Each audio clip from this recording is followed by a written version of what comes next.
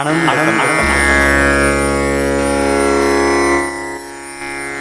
सच्चिदानंद घन परात्पर पूर्ण परब्रह्म प्रकाश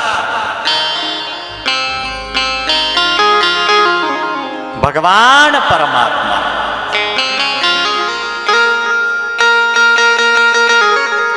और ये भगवान परमात्मा की कथा अभिमानियों का अभिमान तोड़ने वाली कथा, श्री राम कथा। और आज राम कथा का चौथा दिन। 4 दिन से हम सभी कथा सुनते आ रहे हैं, सुनाते आ रहे हैं, आनंद लेते हुए आ रहे हैं। और आज चौथे दिन की कथा को प्रारंभ करते हुए हमारे ओम साई गणेश मित्र मंडल का हर साल की तरह बड़ा भव्य और दिव्य नियोजन है। उसी प्रकार इस साल भी बड़ा सुंदर नियोजन किया है। आज हमारे सभी कलाकार मंडली, इनका भी विशेष आभार। हमारी माइक सिस्टम भी बड़ी सुंदर है। उसी प्रकार हमारे चैनल वाले वो भी आज यहाँ पर पधारे हैं, उनका भी आभार। और आप सभी पधारे हुए कथा को श्रोतागण, आपके चरणों में वंदन।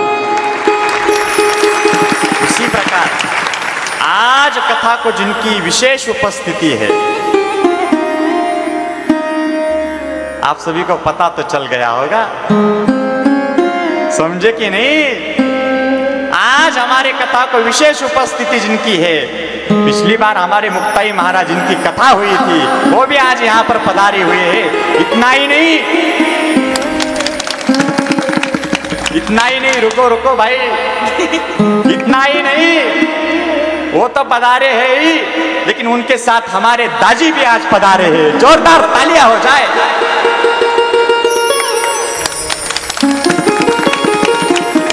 आज हमारे राम लला का विवाह है और दोनों भी साथ में पधारे हैं। कितना सुंदर योग है, बहुत सुंदर योग है। आज हमारे मुक्ताई महाराज और हमारे महेश जी महाराज दोनों पधारे हैं, उनका भी दिल से स्वागत। हमारे साउंड चालू कर दीजिए, थोड़े बंद हुए हैं। उसी प्रकार आज आप सभी पधारे हुए सभी श्रोतागण, सभी को वंदन। और आज के कथा को प्रारंभ। बोलिए प्रभु रामचंद्र भगवान की जय। सीतारामचंद्र भगवान की जय। कल के कथा में हमने सुना, देखा प्रभु रामचंद्र जी ने धनुष्य तोड़ा। देखा कि नहीं? कितनी सुंदर झांकी की थी कल। इतना आनंद हम सभी ने झांकी का लिया है। एक बार जिन्होंने कल झांकी की थी उनके लिए जोरदार तालियां हो जाए।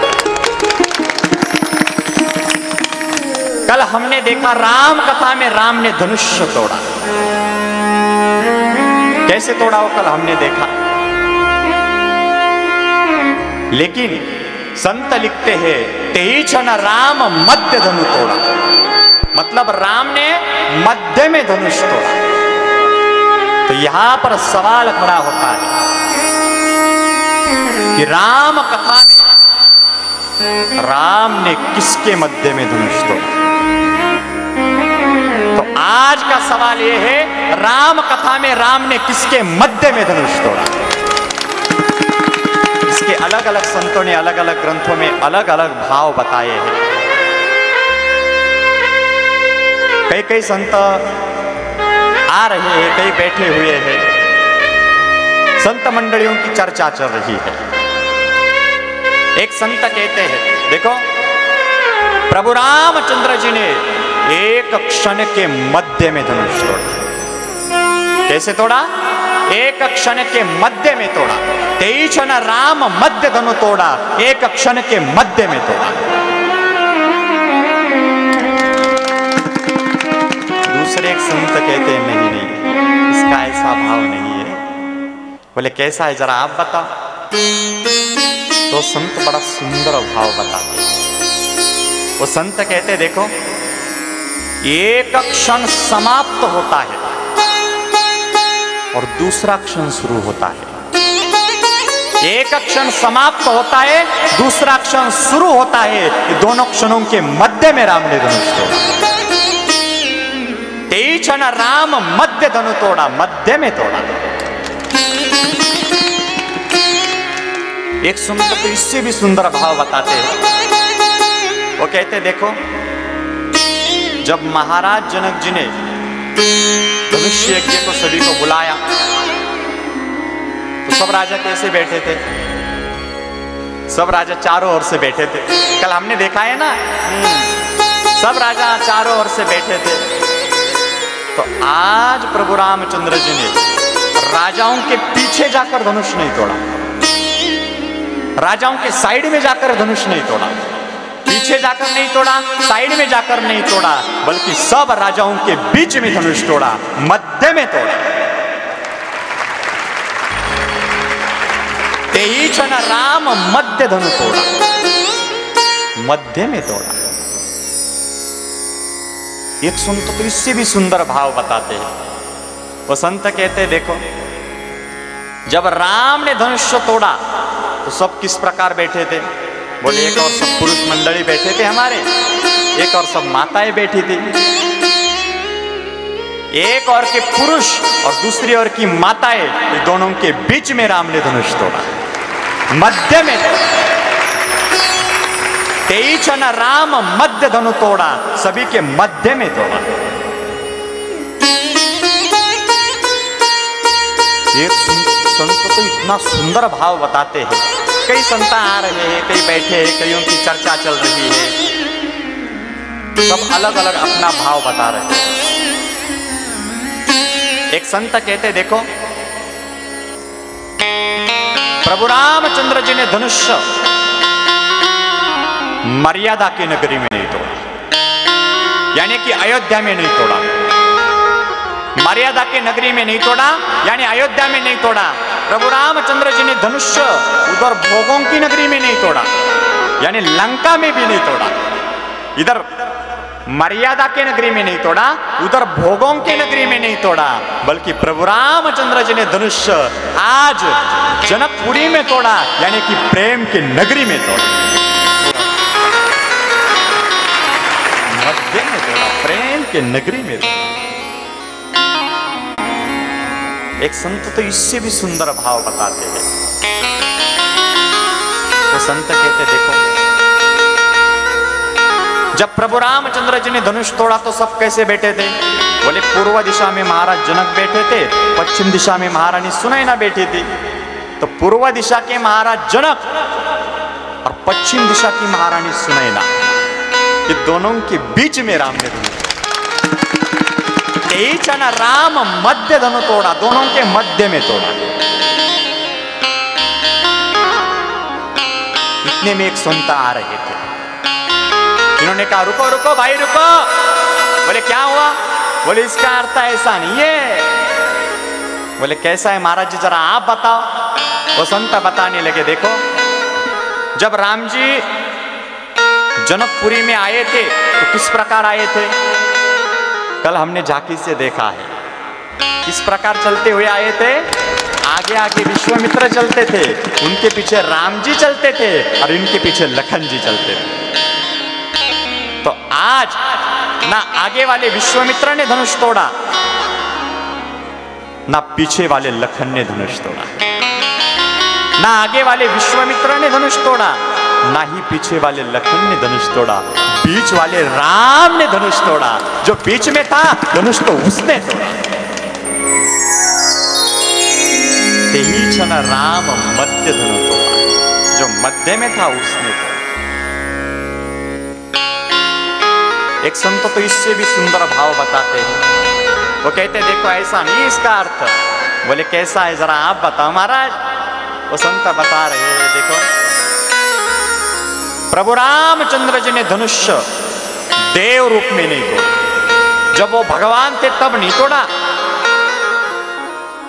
प्रभु रामचंद्र जी ने धनुष्य दानव रूप में नहीं तोड़ा, देव रूप में नहीं तोड़ा, दानव रूप में नहीं तोड़ा। प्रभु रामचंद्र जी ने धनुष्य मानव रूप में तोड़ा, मध्य में तोड़ा। एक संत तो इससे भी सुंदर भाव बता रहे। आप कहेंगे महाराज ऐसा कितना बताते हैं संत। हमारे संत इतना बताते हैं, कितना भी बताए कम नहीं पड़ता, इतना बताते हैं। एक संत तो कहते हैं इसका ऐसा अर्थ नहीं है। बोले कैसा है? देखो धनुष्य किस प्रकार होते हैं? बोले धनुष्य तो ऐसा होता है, ऐसा।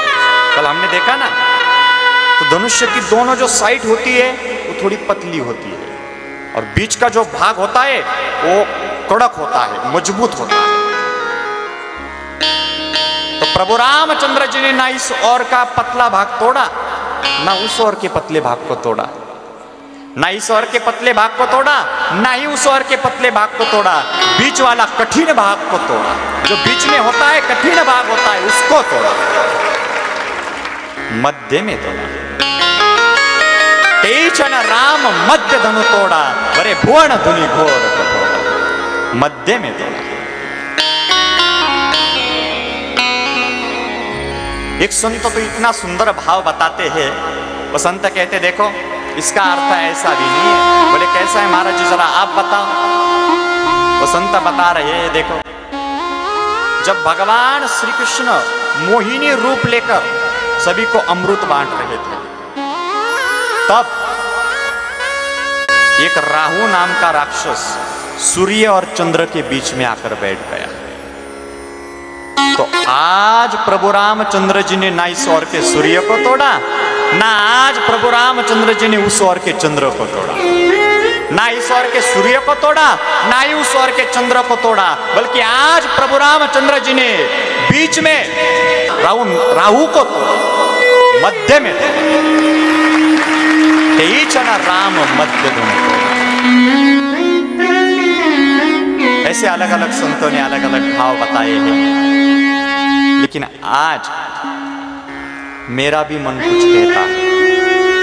क्या कहता है बताओ? बताओ। नहीं रहने दो, नहीं रहने दो, बताओ बताओ।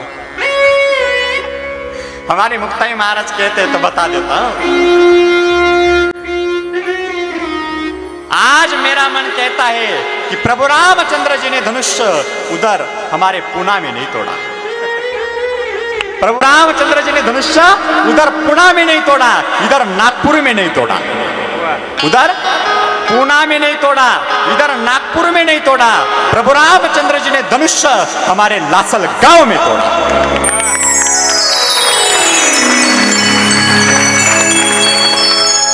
मध्य में तोड़ा। तेचन राम मध्य धनु तोड़ा, वरे भुवन धुनि घोर कठोरा, मध्य में धनुष तोड़ा। धनुष टूटने के साथ साथ 10 दिशाओं में आवाज घुमा।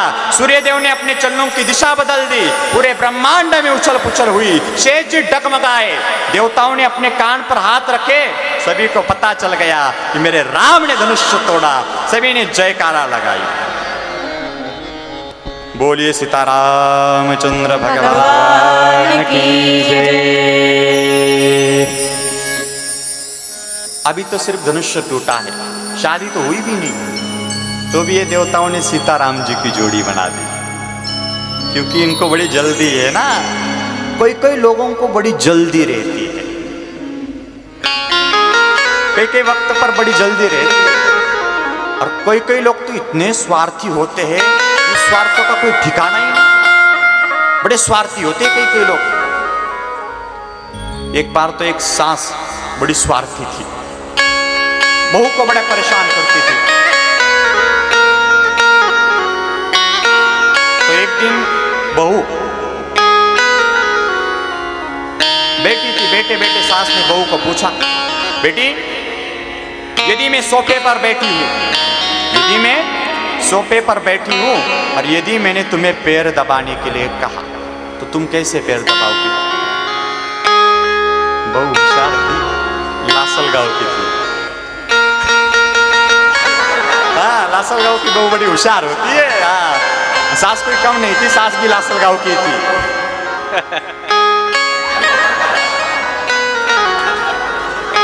बहू कहती है, माँ जी यदि आप सोफे पर बैठी हो तो मैं कॉट पर बैठकर आपके पैर दबाऊंगी।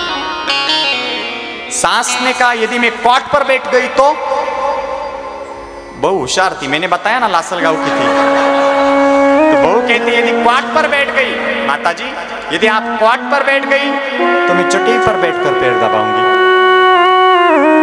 सास कोई कम नहीं थी, सास ने कहा यदि मैं चटाई पर भी बैठ गई तो? बहू ने कहा माँ जी यदि आप उस चटाई पर भी बैठ गई तो मैं जमीन पर बैठकर पैर दबाऊंगी। सास ने कहा यदि मैं जमीन पर भी बैठ गई तो? बहू ने कहा माँ जी तो मैं जमीन में एक खड्डा खोदूंगी, उस खड्डे में जाकर बैठ जाऊंगी, फिर आपके पैर दबाऊंगी। सास ने कहा यदि मैं उस खड्डे में भी जाकर बैठ गई तो? बहू ने कहा माँ जी यदि आप उस खड्डे में भी जाकर बैठ गई, यदि आप उस खड्डे में भी जाकर बैठ गई तो मैं ऊपर से मिट्टी डालकर आपको उस खड्डे में ही गाड़ दूंगी और हमेशा के लिए झंझट से मुक्त हो जाऊंगी। बोलो जय श्री राम। बोलिए प्रभु रामचंद्र भगवान की जय। ऐसे लोग होते हैं कई कई स्वार्थी। उसी प्रकार ये देवताओं ने सीताराम जी की जोड़ी बना दी। बड़े स्वार्थी देवता है, तुरंत सीताराम जी की जोड़ी बना दी, क्योंकि उनको रावण को मारना है ना, इसलिए सीताराम जी की जोड़ी बना दी।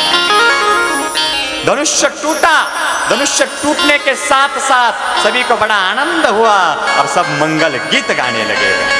तोड़ दिया तोड़ दिया तोड़ दिया रे, तोड़ दिया तोड़ दिया तोड़ दिया रे, रघुवर ने धनुषवा तोड़ दिया रे, रघुवर ने धनुषवा तोड़ दिया रे,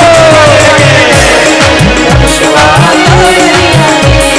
रघुवर ने धनुषवा तोड़ दिया रे। तोड़ दिया तोड़ दिया तोड़ दिया रे, तोड़ दिया तोड़ दिया तोड़ दिया रे, रघुवर ने धनुषवा तोड़ दिया रे, रघुवर ने धनुषवा तोड़ दिया रे, रघुवर ने धनुषवा तोड़ दिया रे।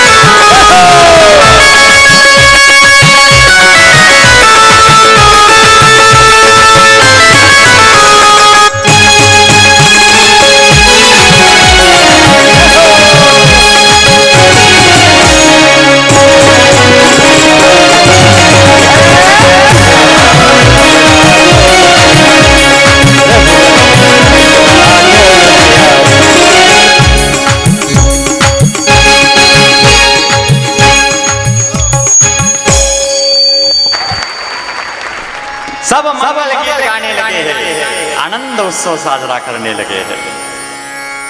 धनुष्य टूटा है, लेकिन धनुष्य टूटने के साथ साथ बहुत कुछ टूट गया। धनुष्य तो टूटा, लेकिन धनुष्य टूटने के साथ साथ बहुत कुछ टूटा। क्या क्या टूटा? हमारे संत कहते देखो, धनुष्य टूटने के साथ साथ पहली बात महाराज जनक जी की चिंता टूटी। महाराज जनक जी के मन में चिंता थी, जिस शिव धनुष्य को बड़े बड़े शूरवीर उठा नहीं सके, हिला नहीं सके, उस शिव धनुष्य को इतना सा राम तोड़ेगा। ये सुनैना के मन में और जनक जी के मन में चिंता थी। धनुष्य टूटने के साथ साथ ये चिंता टूट गई। धनुष्य टूटने के साथ साथ अभिमानी राजाओं का अभिमान टूटा। जो अभिमानी राजाओं को अभिमान था, हमारे अलावा कोई धनुष्य को हिला नहीं सकता। आपने देखा है ना कल कितने अहंकार से सब आए थे। एक तो राजा वहां पर ही अपनी ताकत का प्रदर्शन कर रहा था। वो देखो वहां बैठा है, वो बड़ी सुंदर झांकी की है। अभिमानी राजाओं का अभिमान टूटा। धनुष्य टूटने के साथ साथ प्रभु रामचंद्र जी की प्रतीक्षा टूट गई, क्योंकि प्रभु रामचंद्र जी के मन में इच्छा थी, बहुत दिन हुए मैं मेरे पिता से मिला नहीं हूं, एक बार पिता से मिलना चाहिए। अब धनुष्य टूटा है तो शादी तो होगी, शादी होगी तो शादी के लिए पिताजी तो आएंगे, और जब शादी के लिए पिताजी आएंगे तो पिताजी से मिलना होगा। पिताजी का वियोग टूट गया। धनुष्य टूटने के साथ साथ जनकपुर वासियों की प्रतीक्षा टूट गई। जनकपुर वासियों के मन में प्रतीक्षा थी, कब राम जी धनुष्य तोड़ेंगे और कब सीताराम जी की जोड़ी बनेगी।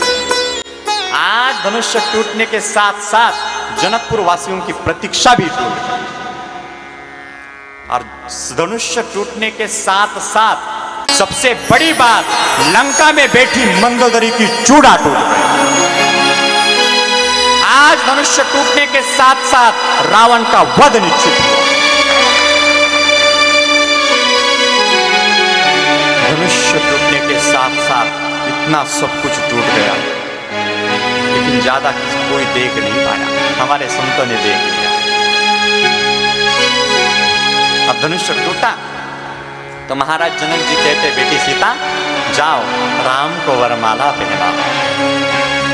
अब माता सीता हाथ में वरमाला लेकर प्रभु रामचंद्र जी के पास आ रही है, और प्रभु रामचंद्र जी के पास आकर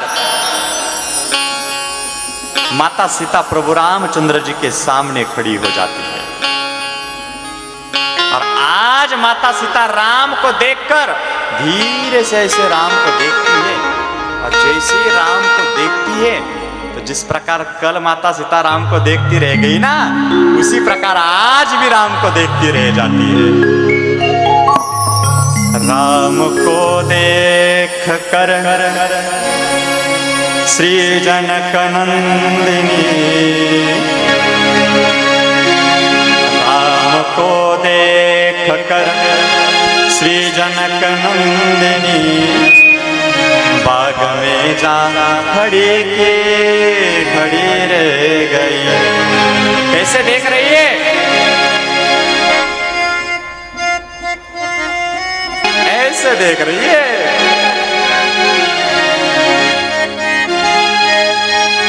वाह वाह, क्या बात है। राम देखे सिया माँ सिया राम को, राम देखे सिया माँ सिया राम को, आँख उनकी लड़ी की लड़ी रह गई। राम को देख श्री जनक नंदिनी, राम को देख श्री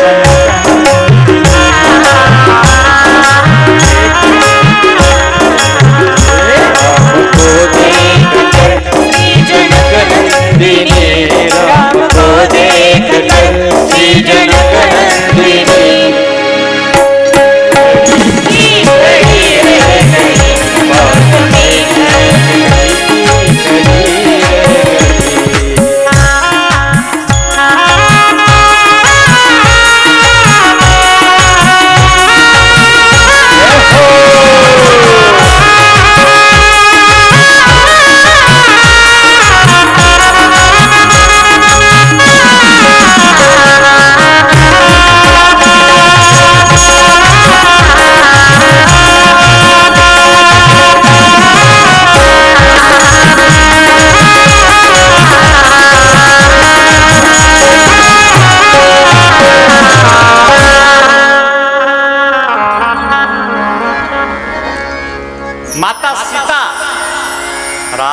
देखकर देखती रह गई।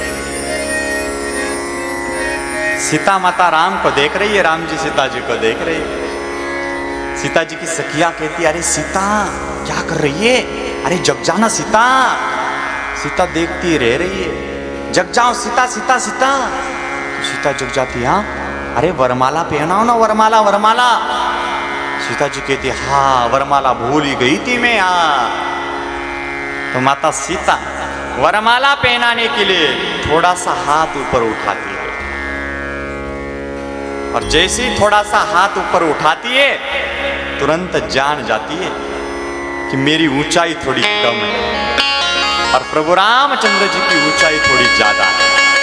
यदि मुझे राम को वरमाला पहनानी है तो या तो राम को नीचे झुकना पड़ेगा या तो मुझे ऊपर उठना पड़ेगा, तभी वरमाला पहना सकती हूँ, वरना वरमाला नहीं पहना सकती। तो माता सीता राम को वरमाला पहनाने के लिए जो हाथ ऊपर लिया था फिर से नीचे कर लेती है। तो सीता जी की जो सखियां है वो राम जी को कहती है, राघव थोड़ा नीचे झुक जाइए ना प्रभु, ताकि हमारी सखी वरमाला पहना सके, थोड़ा नीचे झुक जाइए। लेकिन राम जी झुकते नहीं। ऐसे खड़े हैं मेरे राम जी, बिल्कुल झुकेंगे नहीं, ऐसे ही खड़े।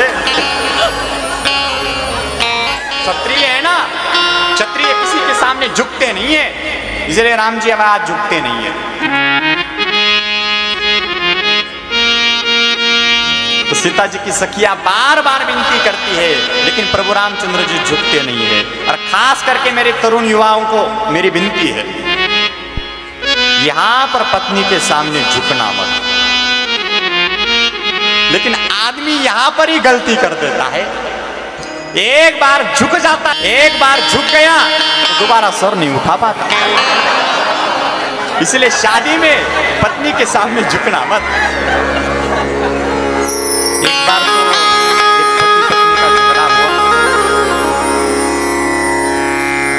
एक बार एक पति पत्नी का झगड़ा हुआ, दोनों का बड़ा झगड़ा हुआ।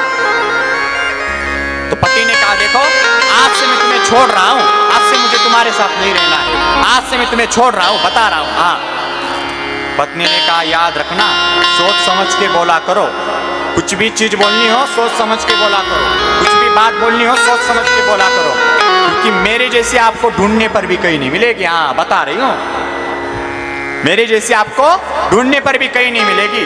उसने कहा, तू पागल हो गई है, हैं? तुझे दिमाग नहीं है? पूरी जिंदगी में वैसे के वैसे रह लूंगा, लेकिन तेरे जैसी नहीं ढूंढूंगा।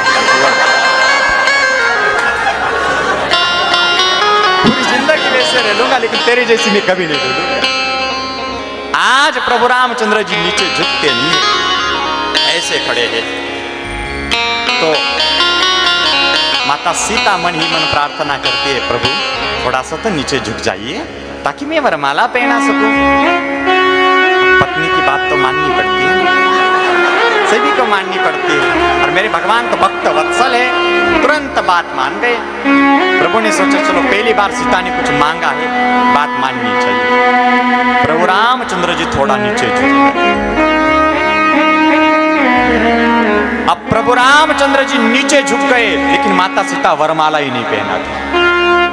पहले प्रभु झुक नहीं रहे थे, माता सीता वरमाला पहना रही थी। अब प्रभु झुक के खड़े हैं, माता सीता वरमाला ही नहीं पहना। तो प्रभु रामचंद्र जी कहते हैं, सीता क्या कर रही है, जल्दी से वरमाला पहना देना, बाकी राजा लोग क्या कहेंगे। धनुष्य तोड़ा तो क्या हुआ, हाँ धनुष्य तोड़ा तो क्या हुआ, पत्नी के सामने देखो कैसे सर झुका के खड़ा है, ऐसा कहेंगे कि नहीं, बाकी राजा लोग मुझे कहेंगे कि नहीं। तो सीता माता कहती, देखो प्रभु आज मैं सभी राजाओं को दिखाना चाहती हूं, आज मैं सभी राजाओं को दिखाना चाहती हूं कि हे राजाओं, आप में से कोई धनुष्य को हिला भी नहीं सका, आप में से कोई धनुष्य को हिला भी नहीं सका, तो भी आप सर उठा के खड़े हैं। और मेरे प्रभु रामचंद्र जी ने धनुष्य को तोड़ा है, तो भी मेरे प्रभु इतने नम्र है कि आज मेरे प्रभु रामचंद्र जी सर झुका के खड़े हैं। आज मैं राजाओं को दिखाना चाहती हूं कि जब भक्ति के सामने ज्ञान सर झुका के खड़ा हो तो ज्ञान दुनिया में कितना शोभा देता है। आज मैं राजाओं को दिखाना चाहती हूं। तो राम जी अब झुकते ही नहीं है, फिर से ऐसे खड़े हो गए। तो माता सीता अब सोचने लगी क्या किया जाए। राम जी कहते लखन, अरे एक काम कर दे, तू एक काम कर, ये जो सीता के पैर के नीचे की भूमि है उसको थोड़ा ऊपर उठा दे ताकि सीता वरमाला पहना सके। लखन जी ने मना कर दिया, नहीं नहीं प्रभु मैं नहीं करूंगा। बोले क्यों? विश्वामित्र ने पूछा लखन तूने क्या मना कर दिया? बोले गुरुदेव, प्रभु रामचंद्र जी ने कहा था कि सीता के पैर के नीचे जो भूमि है उसको थोड़ा ऊपर उठा, तो मैंने मना कर दिया। बोले क्यों? देखो प्रभु, देखो गुरुदेव, कोई जमीन ऊपर उठेगी तो वो तो पूरी की पूरी उठेगी ना, आधी थोड़ी उठेगी। और आधी उठाना है तो जमीन को बीच में से फाड़ना पड़ेगा। और बेटी के शादी में माँ को फाड़ा तो शादी में विघ्न आ सकता है, क्योंकि सीता किसकी बेटी है? सीता धरती माँ की बेटी है ना। तो बेटी के शादी में यदि माँ को फाड़ा तो शादी में विघ्न आ सकता है, इसलिए शादी में विघ्न न आए, इसलिए मैंने मना कर दिया। अच्छा। तो अब माता सीता प्रभु रामचंद्र जी को देखती है, प्रभु रामचंद्र जी झुकते ही नहीं है। तो अब माता सीता लखन को आवाज लगाती है, देवर जी, ओ देवर जी। आज पहली बार माता सीता ने देवर जी को आवाज लगाई है। और ऐसे वक्त पर भाभी को देवर जी याद आते, इसका मुझे ज्यादा एक्सपीरियंस है क्योंकि हमारी भाभी भी आई है। देखो आज ऐसे वक्त पर भाभी को देवर जी याद आते। माता सीता कहते देवर जी। लखन जी ने सोचा पहली बार भाभी ने आवाज दी है, साथ में देवर जी कहा है। लखन जी कहते जी भाभी, देवर जी तुम ऐसा कुछ कर दो ताकि ये राम जी झुक जाए। लखन जी कहते हाँ हाँ भाभी, देखो अभी काम कर देता हूं मैं यहाँ। लखन जी कहते देखो भैया, झुकना मत, झुकना मत।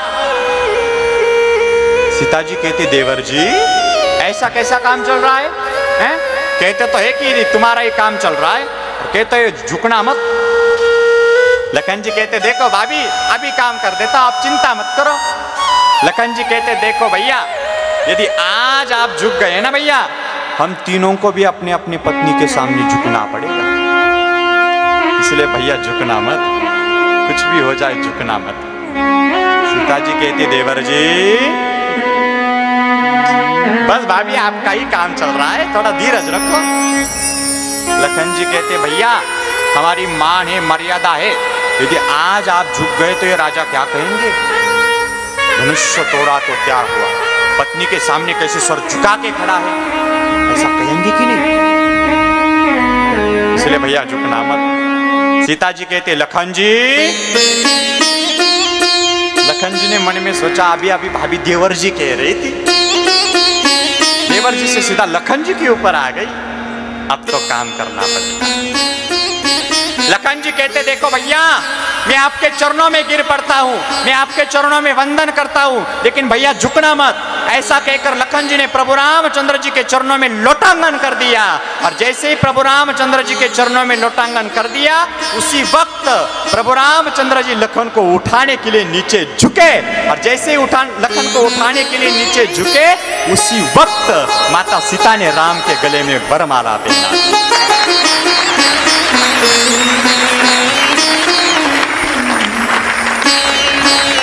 गोस्वामी जी ने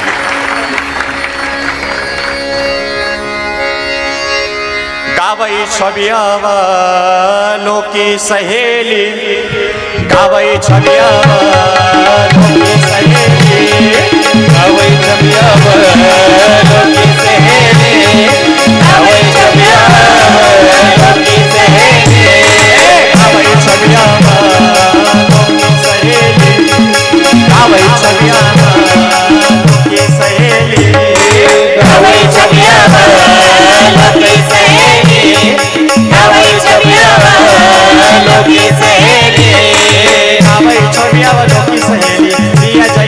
राम रंगली आवै छबिया लोकी सहेली जय जय माल राम रंगली आवै छबिया लोकी सहेली आवै छबिया लोकी सहेली आवै छबिया लोकी सहेली आवै छबिया लोकी सहेली।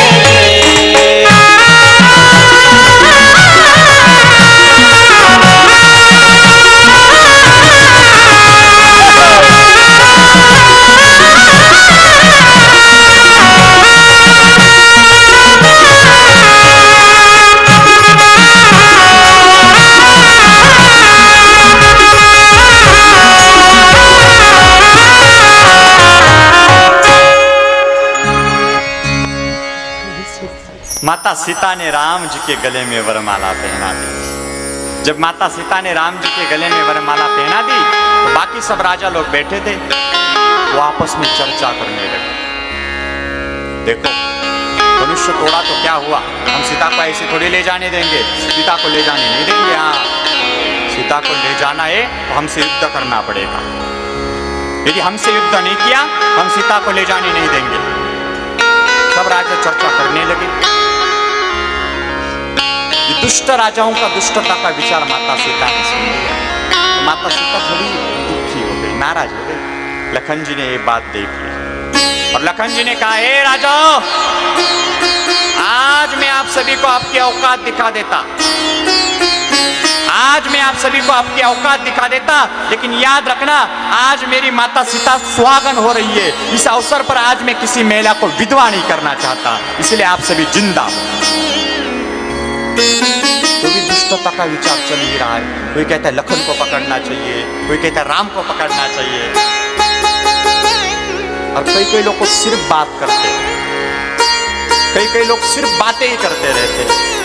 एक बार एक पति बाहर से घर आया, तो बाहर से घर आया तो उसने पत्नी को कहा, सुनो मुझे हाथ पाए पोंछने के लिए टॉवेल दे दो, हाथ पाए धोने के लिए पानी दे दो, और हाँ मेरे कपड़े इस्त्री करके रखना, चाय बना के रखना, कल के लिए नाश्ता बना के रखना, कल शाम को मैं जाने वाला हूँ, टिफिन भी पैक करके रखना। समझी? ये सब बता रहा था, वो सुन रही थी। उसने कहा यदि मैंने ये सब नहीं किया तो, उसने क्या कहा, यदि मैंने ये सब नहीं किया तो, उसने कहा ये सब मैं करूंगा। चिंता क्यों करती है, सब मैं करूंगा, बर्तन भी मैं मांजूंगा, कपड़े भी मैं धोऊंगा, चिंता ही मत कर, लेकिन पहले मैं बर्तन मांजूंगा फिर कपड़े धोऊंगा, इसमें तेरी मर्जी नहीं चलेगी। हाँ बता रहा हूं। ऐसे होते कई लोग सिर्फ बातें करते रहते हैं। उसी प्रकार आज ये राजा सिर्फ बातें कर रहे हैं, पकड़ना चाहिए, मारना चाहिए, बंदी बनाना चाहिए, सिर्फ बातें कर रहे हैं। इतने में वहां पर कटिवस्त्र परिधान किए हुए श्वेत दाढ़ी वाले, हाथ में परशु है, कंधे पर धनुष है, पीठ पर 2 तरकस है, माथे पर त्रिपुंड है, भस्म लगा हुआ है, कंधे पर जनु है, हाथ में परशु लेके परशुराम जी वहां पर आए।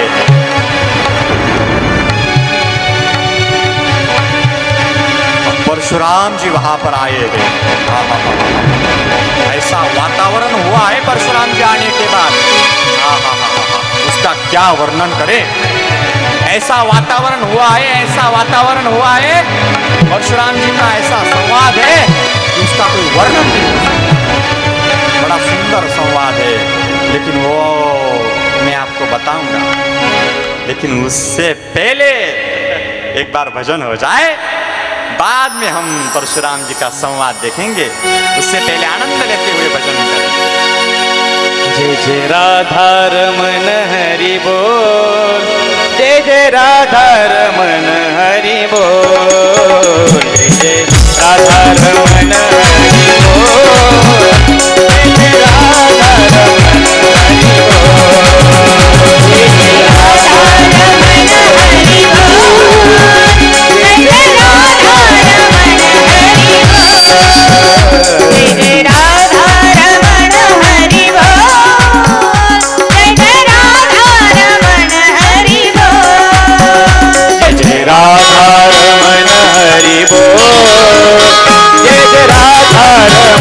हरि बोल। हरि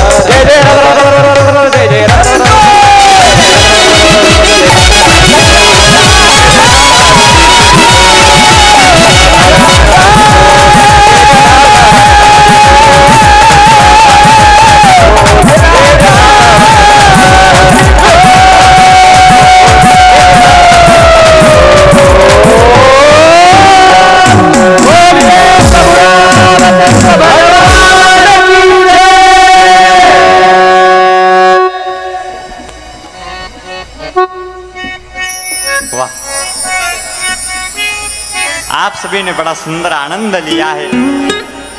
एक बार आपके लिए जोरदार तालियां हो जाए।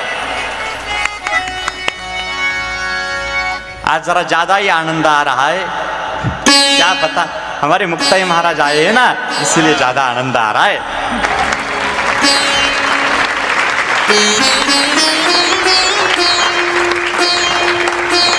तो इतने में कटी वस्त्र परिधान किए हुए, श्वेत दाढ़ी वाले, हाथ में परशु है, कंधे पर धनुष है, पीठ पर 2 तरकस है, माथे पर त्रिपुंड है, भस्म लगा हुआ है, कंधे पर जनु है और हाथ में परशु लेके परशुराम जी वहां पर आए हैं। जब परशुराम जी आए, सब राजा थर-थर कांपने लगे। थर-थर कांपते हुए सब राजा परशुराम जी के सामने हाथ जोड़कर जाते। परशुराम जी को कहते, महाराज मेरा नाम ये है, मेरे बाप का नाम ये है। नहीं बाप का नहीं, पिता का मेरे पिता का नाम ये है, उनके पिता का नाम ये है, उन्होंने आपकी बड़ी सेवा की थी महाराज। ठीक है, जाओ। अपनी जगह पर जाकर खड़ा होता है। दूसरा आता है, महाराज मेरे बाप के बाप का नाम है ये है महाराज, उन्होंने आपकी बड़ी सेवा की थी महाराज। परशुराम जी कहते, ठीक है निकलो। ये भी अपनी जगह पर जाकर खड़ा हो जाता। सब राजा थर-थर कांपने लगे। सब सोचने लगे अब परशुराम जी जिंदा नहीं छोड़ेंगे, परशुराम जी मार डालेंगे हम सभी को, परशुराम जी हमें जिंदा नहीं छोड़ेंगे। आज बड़े क्रोधित दिख रहे।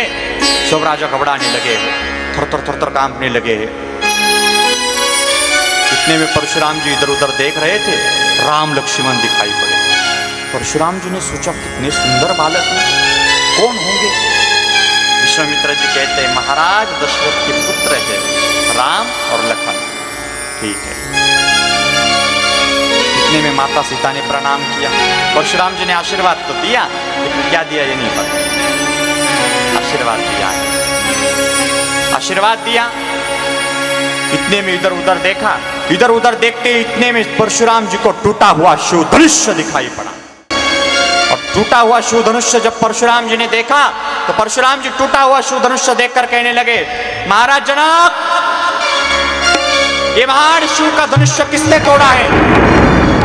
जिसने भी शिव का धनुष्य तोड़ा हो उसको मेरे सामने हाजिर करो, वरना आज यहाँ पर कोई जिंदा नहीं बचेगा। आज यहाँ से कोई राजा जिंदा नहीं जाएगा, सबके सब राजे मारे जाएंगे। जिसने भी शिव धनुष्य तोड़ा हो उसको मेरे सामने हाजिर किया जाए। सब राजा थर-थर कांपने लगे, सब राजा घबराने लगे, अब क्या होगा? परशुराम जी बड़े क्रोधित हुए, अत्यंत क्रोधित परशुराम जी हुए, अत्यंत क्रोध आया है परशुराम जी को। इतने में लखन जी परशुराम जी के सामने आ गए। और लखन जी परशुराम जी के सामने आकर कहते, महाराज ऐसे तो धनुष्य हमने बचपन में बहुत सारे तोड़ डाले, उस समय तो किसी ने क्रोध नहीं किया, और आज एक पुराना शिव धनुष्य टूट गया, इसमें क्रोध करने वाला क्या है? टूट गया तो टूट गया, जाने दीजिए ना महाराज। परशुराम जी चिल्लाए, नहीं बालक, ये कोई साधारण शिव धनुष्य नहीं था, अत्यंत महान शिव धनुष्य था, अत्यंत पराक्रमी शिव धनुष्य था, अत्यंत अद्भुत शिव धनुष्य था, अत्यंत अलौकिक शिव धनुष्य था, अत्यंत भारी शिव धनुष्य था। बोले महाराज, यदि ये शिव धनुष्य इतना भारी था, इतना अलौकिक था, इतना पराक्रमी था, ये तो आपके मुंह से सिद्ध होना महाराज, उसे तोड़ने वाला उतना ही महान होगा ना, उतना ही पराक्रमी होगा ना, उतना ही अद्भुत होगा ना, उतना ही भारी होगा ना। परशुराम जी चिल्लाए, अरे हटाओ इस बालक को कोई मेरे सामने से, वरना ये बालक जिंदा नहीं बचेगा, मारा जाएगा मेरे हाथ से। परशुराम जी चिल्लाने लगे, लखन जी चुपचाप खड़े हैं, हर बात का लखन जी जवाब देते हैं। परशुराम जी कहने लगे, अरे हटाओ कोई बालक को मेरे सामने से, वरना बालक जिंदा नहीं बचेगा, मार डालूंगा आज भी इसे। इतने में राम जी परशुराम जी के सामने आ रहे हैं। परशुराम जी के सामने आकर कहते, महाराज जाने दीजिए ना, वो तो बालक है, आपका अपराध मैंने किया है, जो भी सजा देनी हो आप मुझे दे सकते हैं। आपका अपराध मैंने किया है ना महाराज, जो भी सजा देनी हो आप मुझे दे दो, ये खुशी खुशी स्वीकार करो। अब परशुराम जी को अच्छा लगा, क्योंकि लखन जैसा, राम जैसा कोई हाथ जोड़कर बोलता, गिड़गिड़ाता हुआ बोलता, परशुराम जी को अच्छा लगता। लखन जैसा कोई बोलता परशुराम जी को बिल्कुल अच्छा नहीं लगता, क्योंकि ऐसे भाषा सुनने के आदमी नहीं थे वो। लखन जब बोलने लगता है, परशुराम जी अत्यंत क्रोध में आ जाते हैं। तो परशुराम जी कहते, राम कितने अच्छे हो, इतने सरल हो, तुम्हारा ये भाई बिल्कुल तुम्हारे विपरीत है, तुम्हारे साथ रखने के लायक नहीं है, इसे तुम्हारे साथ मत रखा करो, इससे तुम्हारी प्रतिष्ठा कम होती है, इसे तुम्हारे साथ बिल्कुल मत रखा करो। लखन जी ने कहा गुरुदेव थोड़ा जाओ, मुझे याद कर रहे, जाओ। बोले जाओ। लखन जी गए। लखन जी ने जाकर कहा महाराज आपने बिल्कुल सही कहा महाराज, मुझे ना राम के साथ रखना ही नहीं चाहिए, उनका और मेरा स्वभाव भी मिलता जुलता नहीं है। एक काम करो महाराज, आप ना मुझे आपके ही साथ रखो। आपका और मेरा स्वभाव भी मिलता जुलता है, आप भी बड़े क्रोधी हो, मैं भी बड़ा क्रोधी हूँ, हम दोनों का स्वभाव भी मिलता जुलता है, आप मुझे आपके ही साथ रखो, हमारी जोड़ी बड़ी अच्छी जमेगी। परशुराम जी को बड़ा गुस्सा आया। परशुराम जी ने कहा ए बालक, तू जानता नहीं है किससे बात कर रहा है? बालक, तेरे जैसे कितने सारे बालकों का वध कर दिया है मैंने, तुझे जिंदा नहीं छोड़ूंगा, बता रहा हूँ। हाँ, तू जानता नहीं है मेरे परशु को, तेरे जैसे कितने सारे बालकों को मैंने ठिकाने लगाए है। लखन जी कहते महाराज, ओ महाराज, ये हथियार की धमकी आप किसे दे रहे हो? ये हथियार की धमकी आप किसे दे रहे हो महाराज? याद रखो महाराज, जब हमारे रघुकुल की माँ अपने बच्चों को दूध पिलाती है ना, जब हमारे रघुकुल की माँ अपने बच्चों को दूध पिलाती है, वो सिखाती है पहली बात, जिसके माथे पर तिलक हो उसके साथ कभी युद्ध मत करना, और दूसरी बात, जिसके गले में जनेऊ हो उसके साथ युद्ध मत करना। महाराज आप माथे का तिलक मिटाओ और कंधे पर से जनेऊ हटाओ, फिर मेरे सामने आओ, फिर मैं आपको आज दिखाता हूं मेरी मां सुमित्रा के दूध में कितनी ताकत है। थोड़ा फटने लगी परशुराम, दिमाग खराब परशुराम, समझ नहीं आ रहा है करे तो क्या करें। इतने में राम जी सामने आए, जहां पर भी परशुराम जी ज्यादा क्रोधित हो जाते हैं, राम जी सामने आकर शांत कर देते। राम जी सामने आए, कहा महाराज जाने दीजिए, वो तो बालक है, दूध मुख है, उसका क्या दिल पे लेना।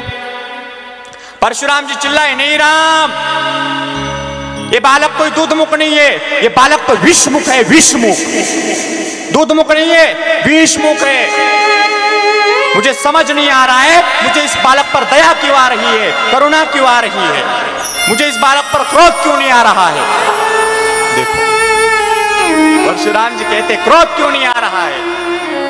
लखन जी कहते महाराज आप अभी इतने क्रोधित है और ऊपर से कहते क्रोध क्यों नहीं आ रहा है, मुझे बालक पर दया क्यों आ रही है। तो महाराज जब आपको आपके हिसाब से क्रोध आता होगा, जब आपको आपके हिसाब से क्रोध आता होगा तो उस क्रोध में तो आप स्वयं भी जलते होंगे। अब परशुराम जी को समझ नहीं आ रहा है करे तो क्या करे। इतने में राम जी परशुराम जी के सामने आए और परशुराम जी के सामने आकर राम जी हाथ जोड़कर कहते हैं महाराज जाने दीजिए, वो तो बालक है। परशुराम जी कहते हैं नहीं राम, तुम्हारे ही आधार पर ये बालक मेरा इतना अपमान किए जा रहा है। राम जी कहता है बोलता है लखन और क्रोध मेरे ऊपर। राम जी कहते देखो महाराज हम क्षत्रिय हैं, लेकिन हम रघुवंशियों का एक नियम है कि हम गाय, ब्राह्मण और स्त्री इन पर कभी शस्त्र नहीं उठाते। गाय, ब्राह्मण और स्त्री हमें पूजनीय है। महाराज गाय, ब्राह्मण और स्त्री इनके अलावा हमें कोई भी युद्ध के लिए ललकारे, गाय, ब्राह्मण, स्त्री इनके अलावा दुनिया में हमें कोई भी युद्ध के लिए ललकारे तो हम पीछे नहीं हटते। लेकिन आप ब्राह्मण हो, यदि गाय, ब्राह्मण और स्त्री इनके अलावा चाहे दुनिया में काल भी क्यों ना युद्ध के लिए ललकारे, हम काल को भी युद्ध में हरा सकते हैं।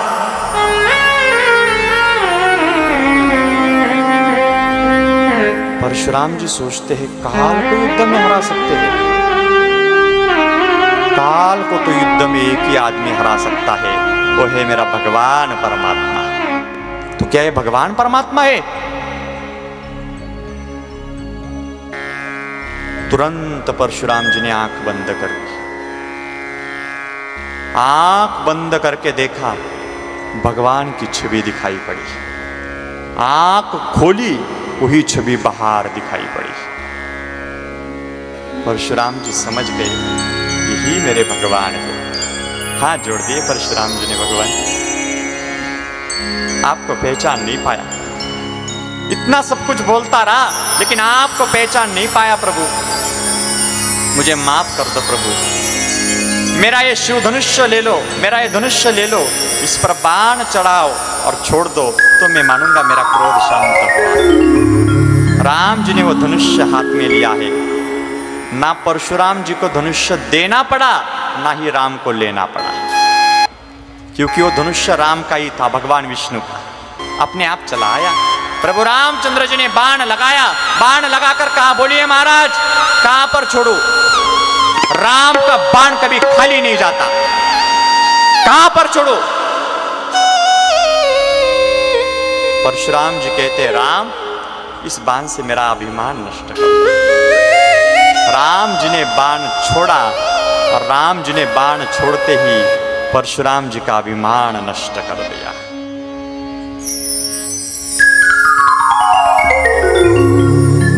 परशुराम जी का अभिमान नष्ट हुआ और परशुराम जी बार बार राम की जय जयकार करते हुए वन को चले गए। गोस्वामी जी ने लिखा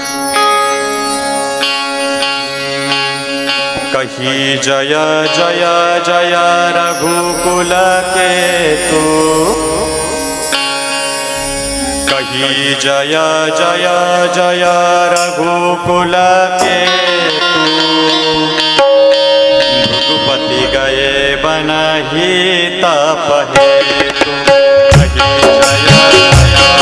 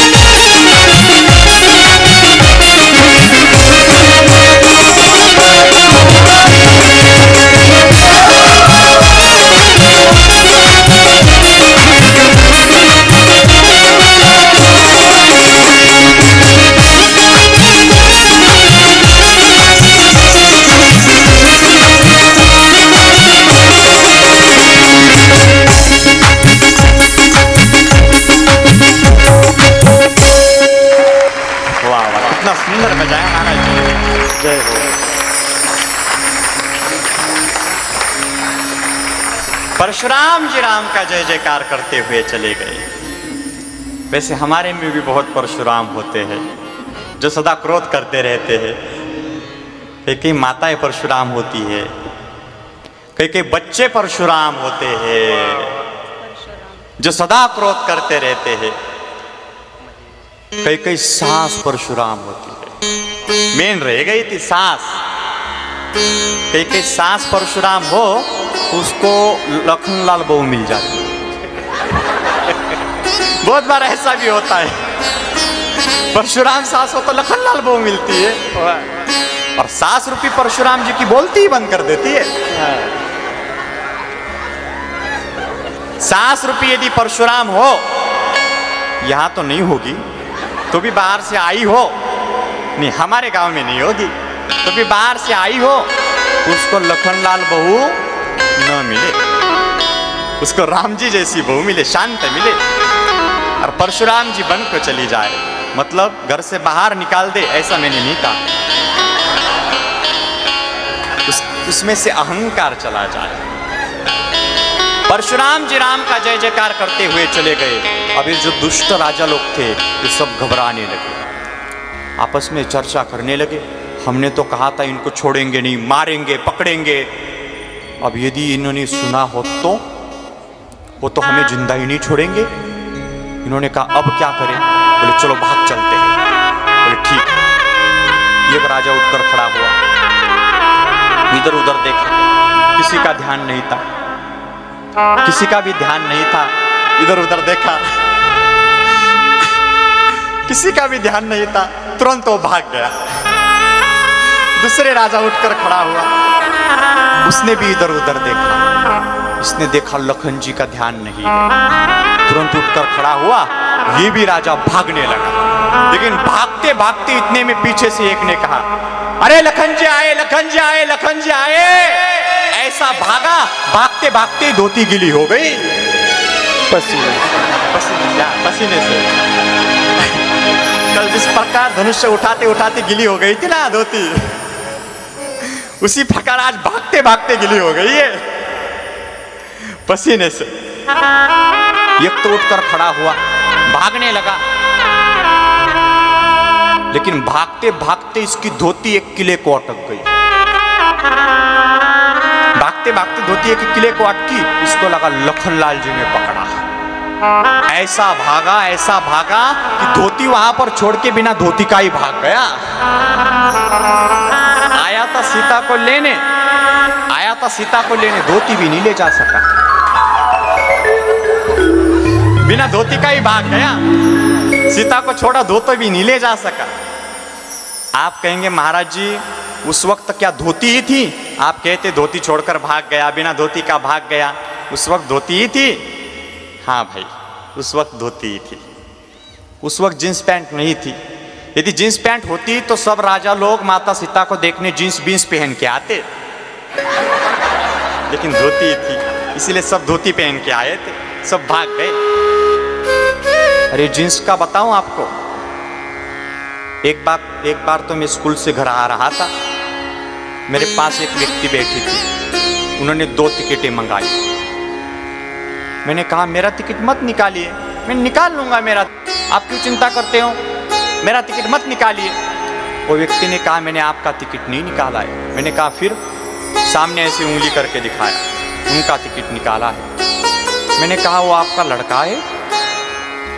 उन्होंने अच्छे से मेरे तरफ देखा, कहा नहीं वो मेरी लड़की है। अब मैं सोच विचार में पड़ गया, टी शर्ट पहनी थी, जींस पैंट पहनी थी। मैंने सोचा होगी लड़की, अपने को क्या लेना देना, अपना अपना देख लेते। फिर मैंने उनको देखकर पूछा तो आप उनके पिताजी हो? उन्होंने फिर मेरी तरफ देखा, उन्होंने मेरी तरफ देखकर कहा नहीं मैं उनकी माँ हूं, माँ। मला तो धक्काच बसला, कलियुगात नर नारी यांच्यात फरक राहणार हो। एक बार तो हम वृंदावन को गए थे, हमारे दादी साथ में थे।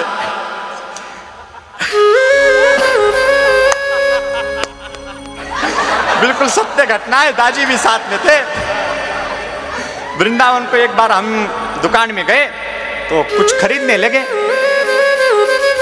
तो मैंने उनको कहा भैया जरा वो चीज दिखाइए। उन्होंने कहा मैं आपको भैया दिखती हूं?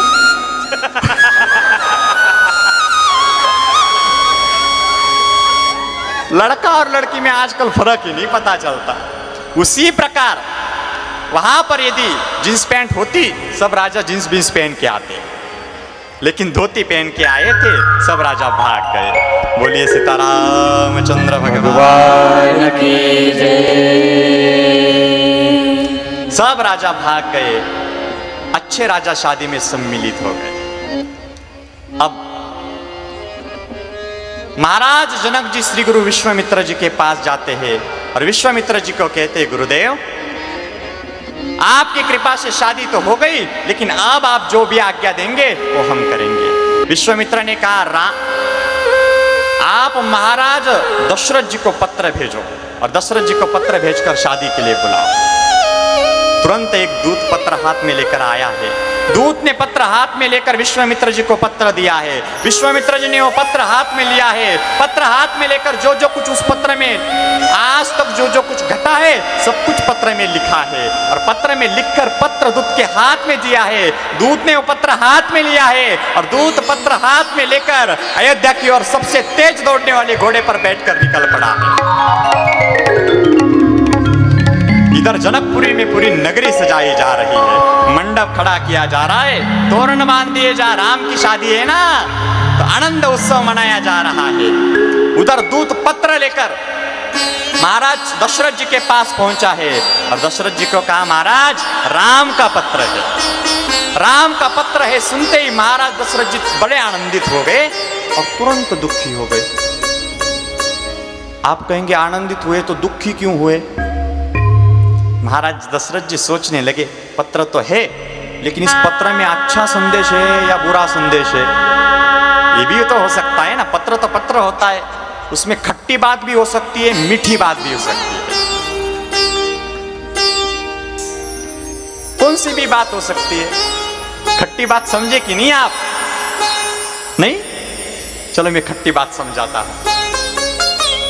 एक बार एक माँ ने बेटे को कहा बेटा जाओ सामने वाले आंटी से चीनी लेकर आना, शक्कर लेकर आना। बेटा गया, आंटी को कहा आंटी आंटी मेरे मम्मी ने ना चीनी मांगी है, शक्कर मांगी है।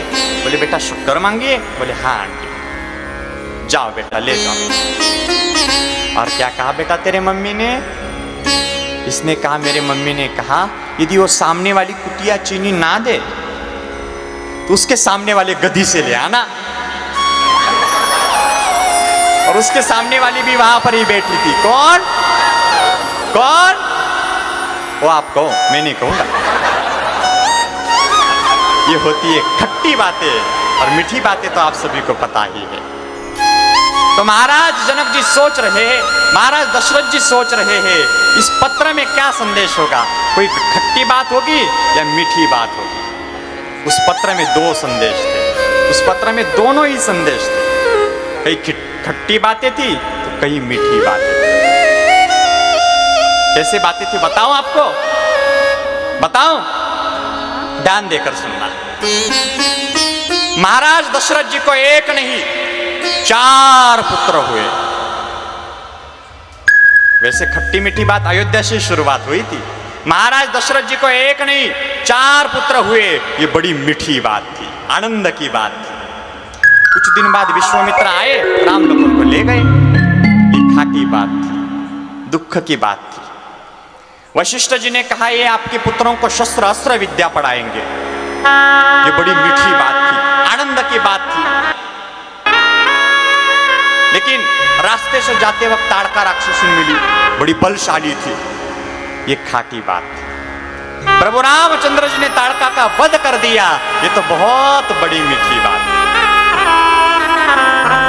आश्रम में गए, मारी सुबाहु राक्षस आए, बड़े बलशाली थे। ये खाकी बात थी।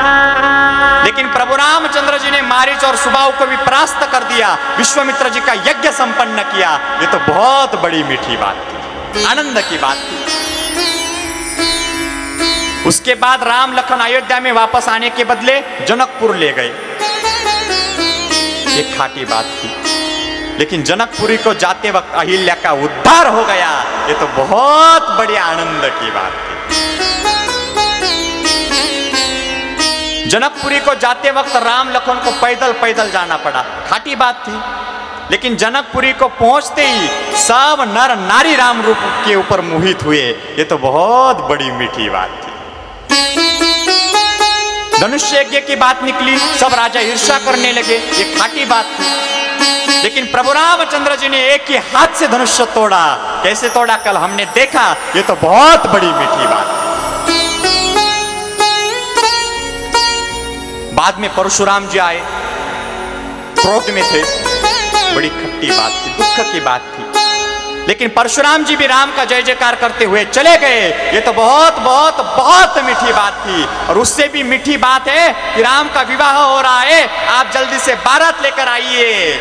ये पत्र जब महाराज दशरथ जी ने पढ़ा, दशरथ जी को बड़ा आनंद हुआ है, और दशरथ जी तुरंत पत्र हाथ में लेकर श्री गुरु वशिष्ठ जी के पास गए हैं। वशिष्ठ जी को पत्र सुनाया है, तीनों रानियों को पत्र सुनाया है। वशिष्ठ जी ने कहा तुरंत धन द्रव्य साथ में लो, पैसा साथ में लो, सब कुछ साथ में लिया है, और आज राम जी की बारात निकलने वाली है।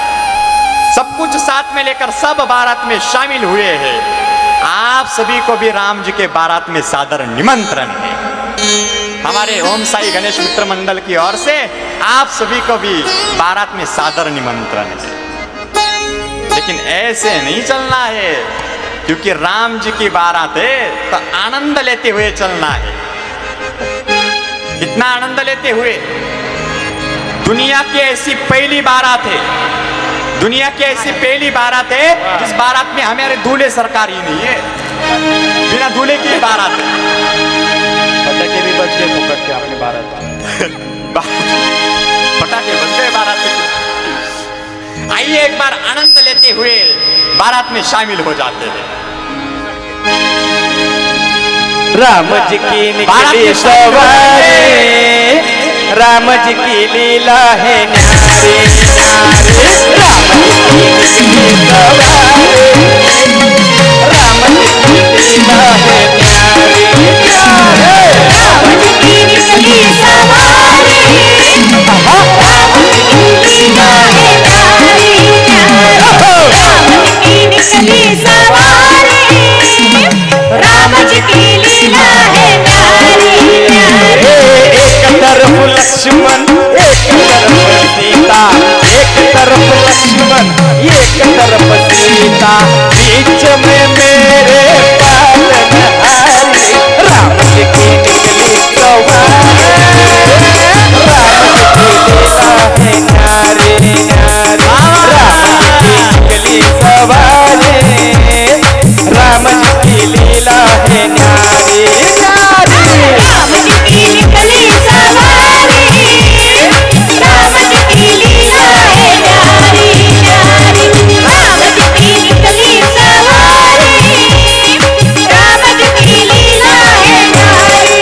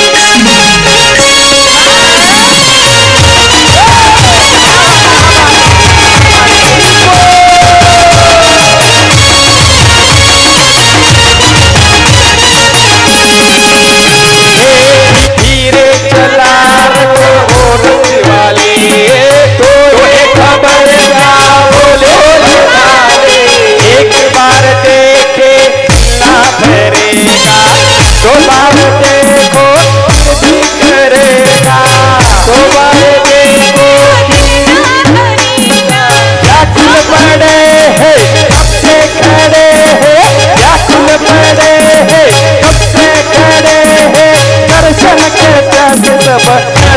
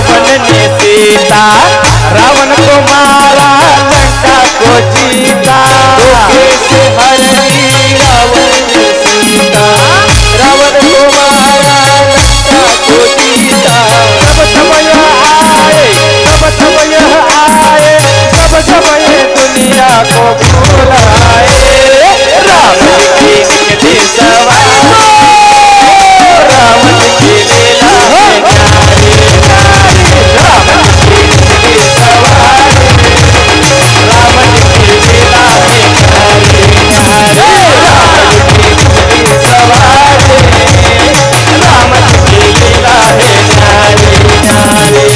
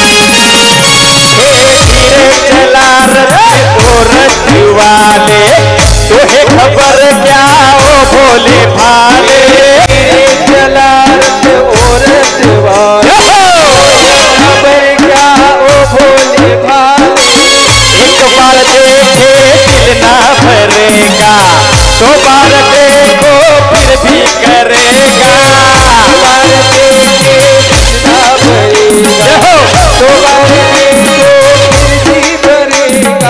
व्याकुल बड़े कब से है खड़े, व्याकुल बड़े है कब से खड़े है, दर्शन को प्यासे नर और नारी, राम जी की राम जी की लीला है न्यारी न्यारी, राम जी की सवारी, राम जी की लीला है न्यारी न्यारी।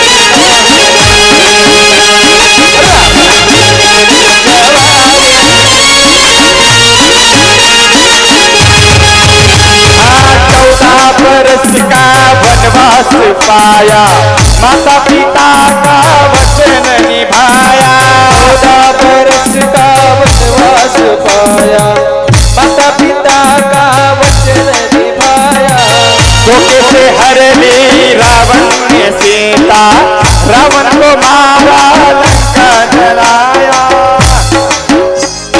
लंका को जीता, तब यह आए, तब यह आए, जब ये दुनिया इनको भुलाए, राम जी की सवारी,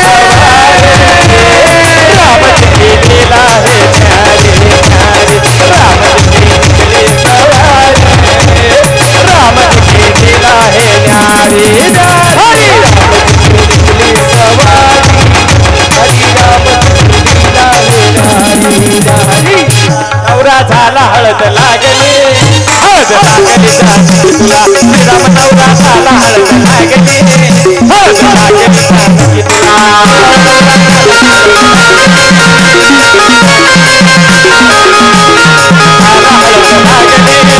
हळद लागली जानकी, हे पहिले पत्र गणपतीला, हळद लागली,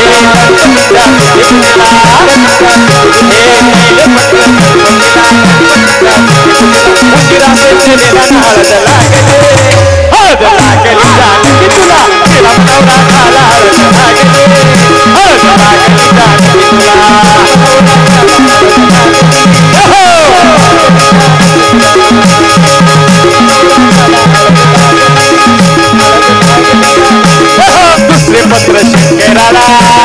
शंकराला शंकराच्या पार्वतीला शंकराला शंकराच्या पार्वतीला इतिहासे देवाना हळद लागले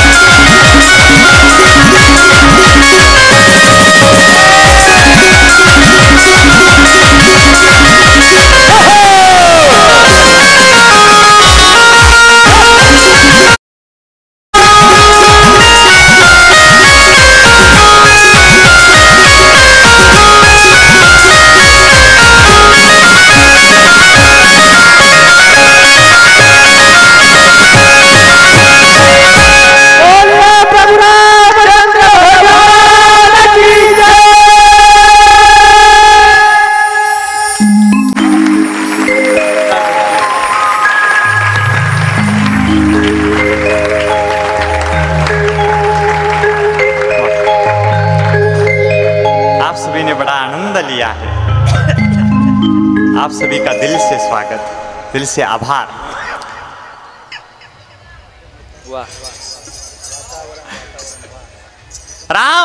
राम जी के शादी में माता सीता जी को हल्दी लगाई जा रही है। सीता जी को हल्दी लगाई जा रही है।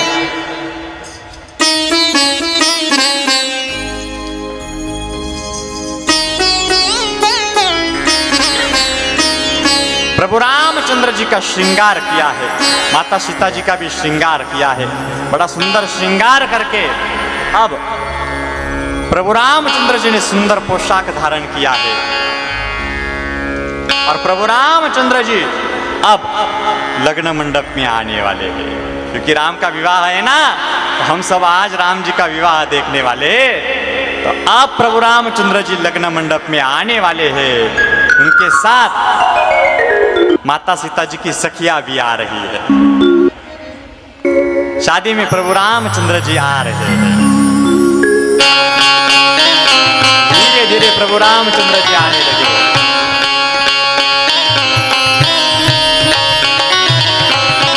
साथ में विश्वामित्र महाराज जी है, जनक जी महाराज भी आ जाए, जो राम जी के ससुर जी है।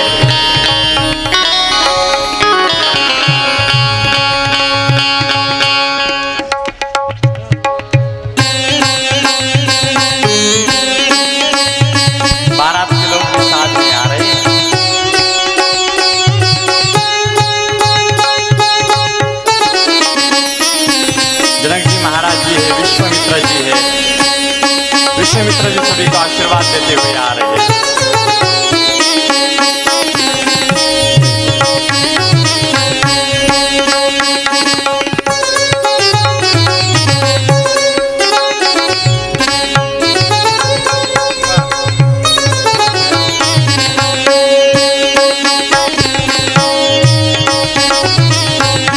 सब बाराती ऊपर आ रहे हैं। विश्वामित्र जी को बैठने के लिए आसन दिया जा रहा है।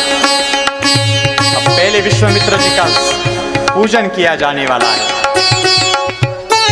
थाली लाई जा रही है, विश्वामित्र जी का पूजन किया जा रहा है। महाराज जनक जी विश्वामित्र जी का पूजन कर रहे हैं।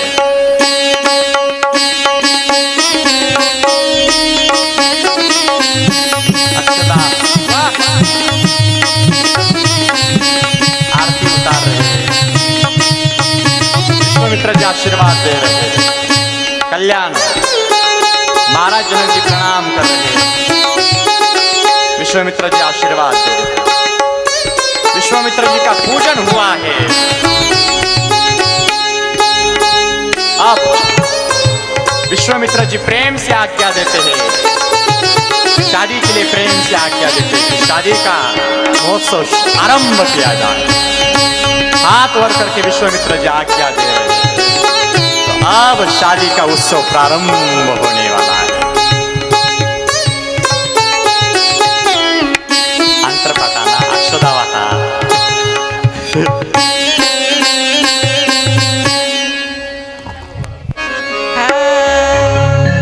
स्वस्ति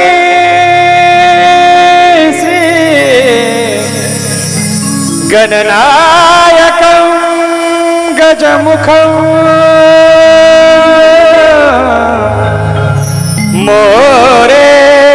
मोरेश्वरं सिद्धितं बल्लाळो मुरुडं विनायकमहं चिन्तामणिस्तेवरं लेनाग्ने गिरिजात्मकं सुखवरं विघ्नेश्वरं ओदरं ग्रामे राञ्जनं संस्थितं गणपति कुर्यात् सदा मङ्गलं शुभमङ्गल सावधान सावधान शुभमङ्गल सावधान सावधान शुभमङ्गल सावधान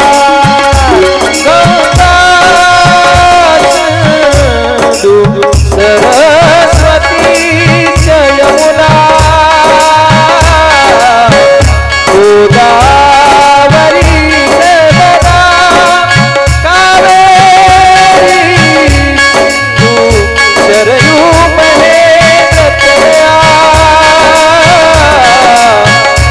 सरस्वती वेदी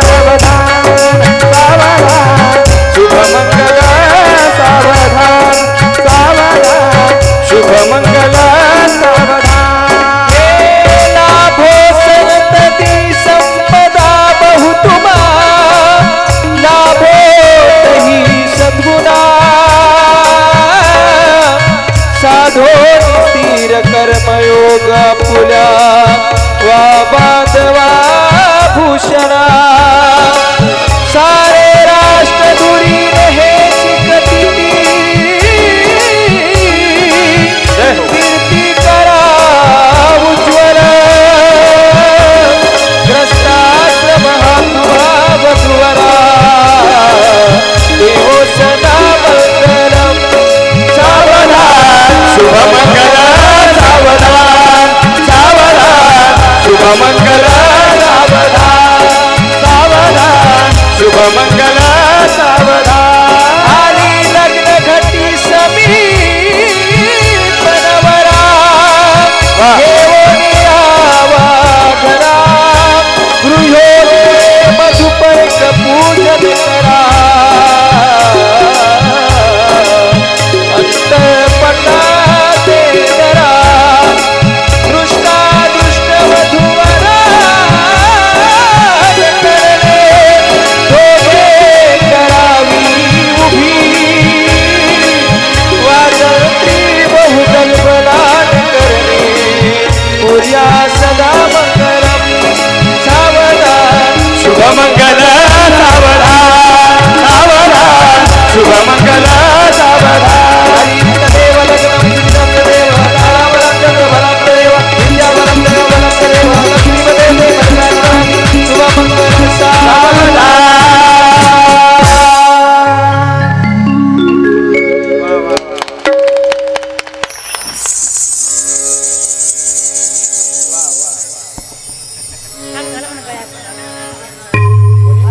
हार हा नवरदेव नवरीने हार घाला वा वा वा सर्वांनी टाळ्या वाजवून स्वागत करा वा वा वा वा या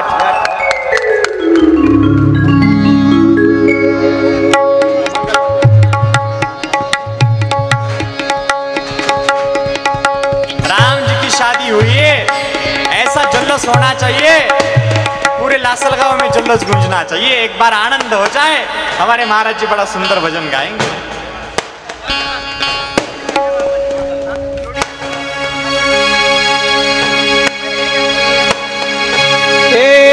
लासल गावात गावात वाजत गाजत सोन्याचं बाशिंग लगीन रामाचं रागत सोन्याचं बाशिंग लगीन रामाचं या लासल गावात काही वाजत गाजत काही वाजत गाजत सोन्याचं बाशिंग लगीन रामाचं रागत सोन्याचं बाशिंग लगीन रामाचं रागत लासल गावात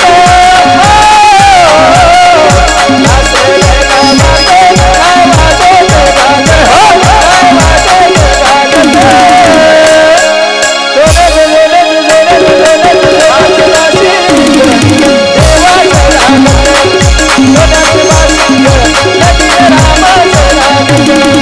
सोन्याचं बाशिंग लगीन देवाचं रागत सोन्याचं बाशिंग लगीन देवाचं रागत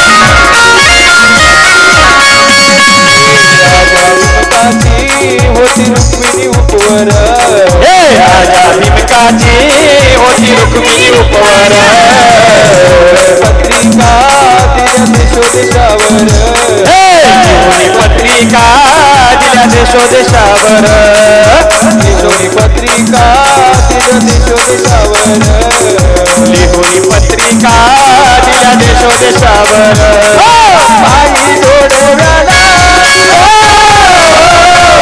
पायी जोडव्याला होती नवनाथ साजत होती नवनाथ साजत सोन्याचं बाशिंग लगीन देवाचं लागत सोन्याचं बाशिंग लगीन